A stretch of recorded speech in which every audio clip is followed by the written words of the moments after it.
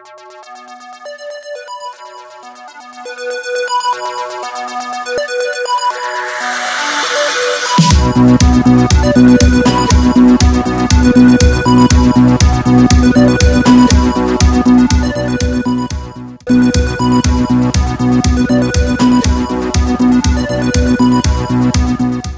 vuelta con ustedes, Mañana en Casa TV. Quieres invitarle a esa conferencia que se dictó aquí en el Museo del Hombre Dominicano. Acompáñeme.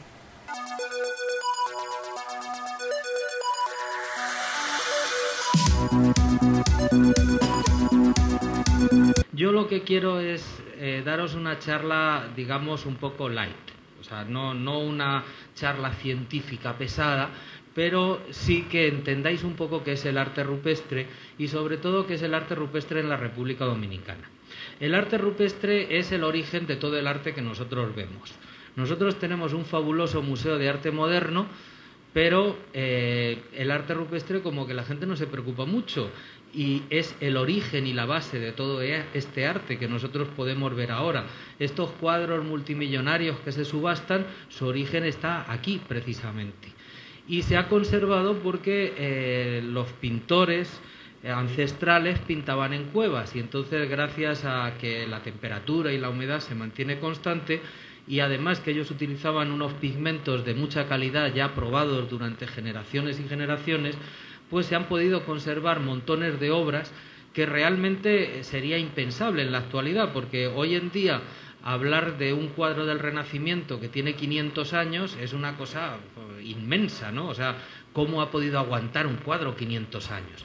Aquí estamos hablando de pinturas que han aguantado 5.000 años en la República Dominicana y no digamos en Europa, que tenemos pinturas hasta de 33.000 años de antigüedad y que realmente si tú las pones en un museo y no dices que son pinturas que se han hecho hace 33.000 años, cualquiera puede pensar que las han hecho hoy mismo, porque son naturalistas hasta el menor detalle y realmente tienen un colorido espectacular. La República Dominicana es uno de los países que más arte rupestre atesora en el mundo.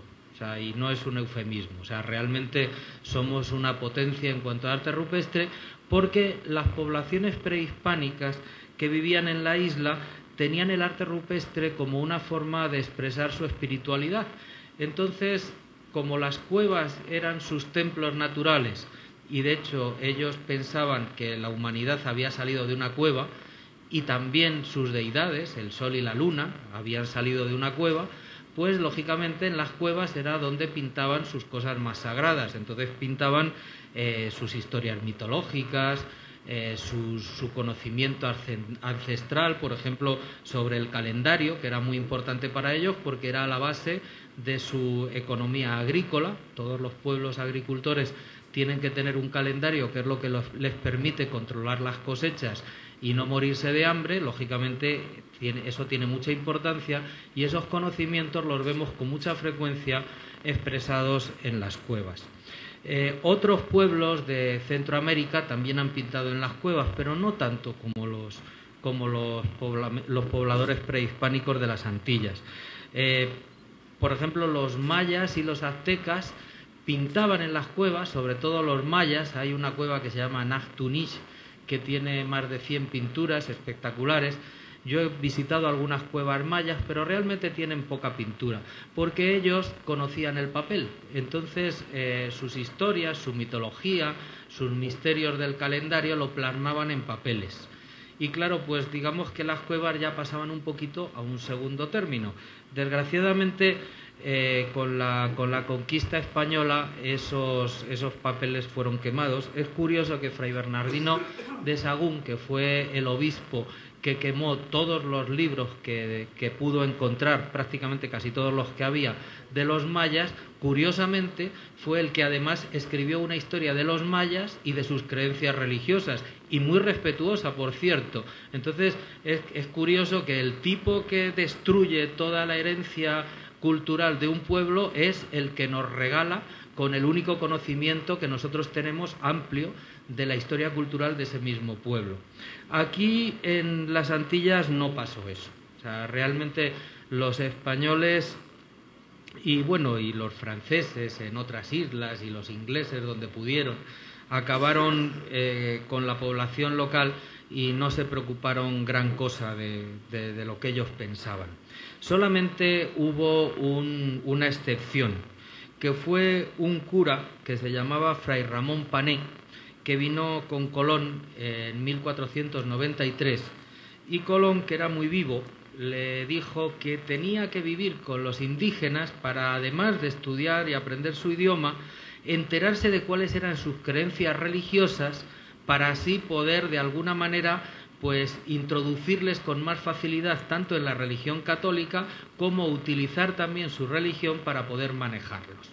Total, que Fray Ramón Pané estuvo un año en el fuerte de la Madalena, luego estuvo 3 años en La Vega y se dedicó a escribir una relación que le entregó a Colón, que fue conocida como Relación de las Antigüedades de los Indios. Y ahí nos queda memoria de todas las creencias, o de una buena parte, por lo menos, de las creencias que tenían los taínos, y también nos habla de su arte rupestre. Entonces os voy a leer unas líneas para que os deis cuenta de lo único que nos queda realmente, la única referencia que tenemos de todo este arte rupestre que vamos a ver ahora. Dice Fray Ramón Pané: y también dicen que el sol y la luna salieron de una cueva, que está en el país de un cacique llamado Mautiatiahuel, el cual cueva se llama Iguana Boina, que quiere decir la serpiente, y ellos la tienen en mucha estimación, y la tienen toda pintada a su modo, sin figura alguna, con muchos follajes y cosas semejantes. Quiere decir que Fray Ramón Pané vio la cueva y no entendió nada de lo que había allí, pero dijo, coño, esa cueva está llena de pinturas y realmente tiene cosas muy importantes. Hay otra persona que también nos habla sobre las cuevas, que es Pedro Mártir de Anglería, que escribió unas décadas sobre los primeros años de la conquista de la República Dominicana, de la isla de Santo Domingo. Y es un detallito muy interesante porque este hombre era preceptor de los hijos de Colón, y entonces cuando llegaba Cristóbal Colón de sus viajes, lo primero que hacía era ir a ver a sus hijos y le veía a él. Y él, claro, le sacaba información toda la que podía, la escribía y luego se la mandaba pues a los jerarcas religiosos, y años después la recopiló toda y publicó unas décadas, que es una forma de expresar, una forma de escritura típica de aquella época. Son como cartas, diferentes cartas. Entonces tiene un detallito y en un momento nos dice: visitan las cavernas, hablando de los taínos, en peregrinaciones, como nosotros a Roma y al Vaticano, cabeza de nuestra religión. O sea que ya los españoles nos dicen que los taínos pintaban en las cuevas, que pintaban mucho, que iban en peregrinaciones a las cuevas, que las cuevas eran sus templos. Luego Fray Ramón Pané nos cuenta en su mitología que los hombres salieron de una cueva, que el sol y la luna salió de una cueva, y por ahí nosotros tenemos ya algunos datos que nos permiten entender, o por lo menos atisbar, qué es lo que significa todo este arte rupestre. Nosotros vamos a intentar durante toda esta visión el entender un poquito cómo pintaban y por qué pintaban. Entonces vamos a hacer primero una pequeña comparación de cómo veían determinados objetos los pintores de la época. Aquí tenéis una pintura de finales del 1500 donde se nos pintan unas carabelas, se nos pintan a los españoles entrando en contacto con los indios. Aquí tenéis esas carabelas pintadas por los indios. Concretamente están en la Cueva de la Arena, en el Parque Nacional Los Haitises. Yo nunca tuve muy claro que esto fuese una pintura prehispánica hasta que se la enviamos a una doctora especialista precisamente en pinturas de barcos en el Caribe. Tiene una tesis doctoral espectacular, y sin decirle nada más nos contestó que estas eran típicas pinturas indígenas del siglo XVI. O sea que realmente estamos ante pinturas de los indígenas, de cómo ellos vieron los primeros barcos que se acercaron a sus costas. Aquí podemos ver, por ejemplo, otra pintura de Brie, de finales de 1500, cómo él te pinta una canoa indígena. Pues aquí tenéis la misma canoa, pero pintada por los indígenas. Fijaos que tiene también dos remeros y que en el centro tiene, no sabemos exactamente qué, puede ser algunos materiales que transportaban o algo parecido, pero fijaos qué curioso la similitud que hay, sobre todo teniendo en cuenta que la pintura de abajo no la he escogido, porque es la única pintura de una canoa que nos queda en todas las Antillas. O sea que la única que nos queda es prácticamente igual que la que nos enseña Teodor de Bry. Aquí podéis ver a la izquierda una tortuga. Siempre estas pinturas son siempre pensando en lo que se había encontrado en América. Cómo la pinta de Bry, cómo la pintan los habitantes prehispánicos de la isla. Abajo podéis ver un cangrejo pintado por de Bry y ahí tenéis un cangrejo pintado también por los taínos. Hay muchas cuevas con arte rupestre y el arte rupestre es muy variado. Entonces, fundamentalmente encontramos figuras muy naturalistas, como por ejemplo estos pájaros, probablemente sean pelícanos, que están en la cueva de la Colmena, están pintados en blanco y están en el Parque Nacional Jaragua. Es curioso que tal cual nosotros vemos a los pelícanos en grupos de 4 o 5 pescando, pues aquí también tiene un grupito de 5 pelícanos esperando. Aquí tenemos también otro abrigo del Parque Nacional Jaragua con otro tipo de arte rupestre muy característico de la zona, que son petroglifos en forma de caritas, o sea, un círculo con 3 puntitos que asemeja la cara de una persona. Esto es la jarda del Parque Nacional del Este. Todo esto está lleno de cuevas y en gran parte de las cuevas, aproximadamente en un 20-25%, encontramos arte rupestre. Fijaos la cantidad de cuevas con arte rupestre que puede haber en el país, porque calcúlale que un 20% de las cavernas tienen alguna muestra de arte rupestre, pues estamos hablando de miles y miles de cavernas. Estas son lo que pensamos, porque todavía no está muy claro, que son las ruinas del fuerte de la Magdalena, que es donde Fray Ramón Pané pasó un año a orillas del río Yaque del Norte.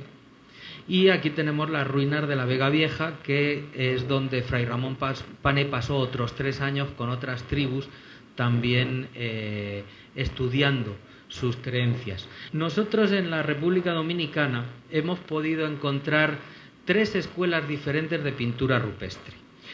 Cuando nosotros hablamos de pintura normal podemos hablar de impresionistas, que no solamente caracterizan una forma de pintar, sino una época en el tiempo.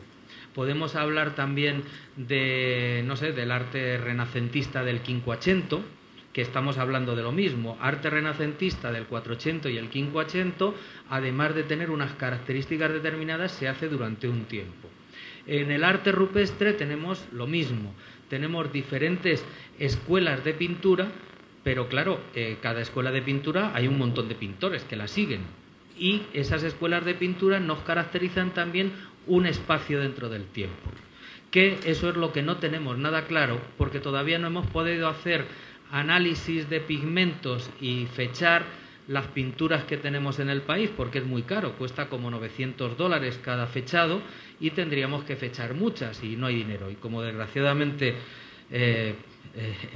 la cultura, que es el alma de un pueblo, no predomina sobre la economía, que algunos piensan que es su corazón, pues nosotros no conseguimos que nos financien el poder investigar nuestra historia y nuestra prehistoria. Entonces todavía tenemos que hablar un poquito bajo suposiciones, pero por lo menos aquí tenemos ya identificadas 3 escuelas distintas que las nombramos por las cuevas donde estas pinturas tienen unas características más acentuadas. Y después tenemos petroglifos. La pintura es pintura, o sea, es pigmento aplicado a un muro. El petroglifo es grabado, o sea, es excavar ese muro para que resalte una figura. Y dentro del petroglifo, erróneamente, pero lo hacemos todavía, se incorpora la escultura, porque los taínos también tenían escultura, concretamente, sobre todo, escultura en bajo relieve. Un bajo relieve, si leéis un diccionario, es una figura que sobrepasa la mitad de su bulto fuera de un plano. O sea, que una escultura de bulto es una cabeza entera, un bajorrelieve sería esa misma cabeza, la mitad pegada en el muro. Entonces, ese es otro estilo de arte rupestre que encontramos también entre los taínos. Aquí podéis ver un fragmento de pigmento que se conserva en un pasadizo de una caverna. Lo tengo ahí bien guardadito en el sitio donde lo encontramos para que algún día lo podamos sacar. Eso es un bloque de pigmento que ellos cogían luego con la mano, con los dedos, y lo aplicaban a la pared. Todavía están marcados incluso los dedos de los pintores.